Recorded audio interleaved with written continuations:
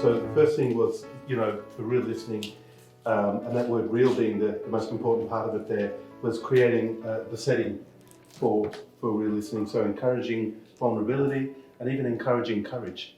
Allow people to understand that they're in a safe place and that that there's no fear of recrimination. So setting a paradigm or a setting for them to be able to talk.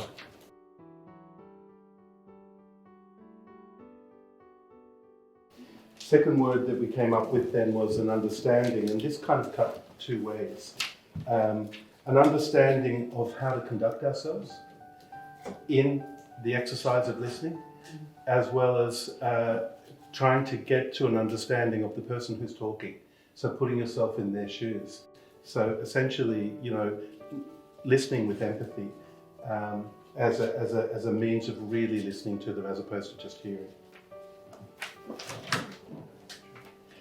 And then Trina used the word presence before, and that's our third word. So being present, and just a little confession, when I threw my little rock into the pool today, what I was getting rid of was a racing mind. Because I often find, exactly as you were saying, I sit down and I'm there, but my head's going at 1,000,000 miles an hour. And so finding a calmness to be able to listen to people properly. So build and develop real presence, create a calmness for real listening. Fourth word then was getting right into a kind of a toolkit kind of mode, was technique. So to develop the following, not just listening, but also non-verbal skills.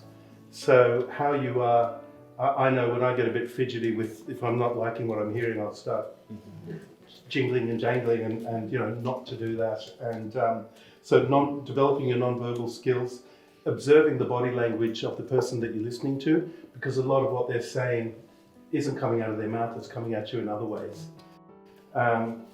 Reinforce the person you're listening to with very carefully crafted questions that can reset the conversation or can further develop the conversation.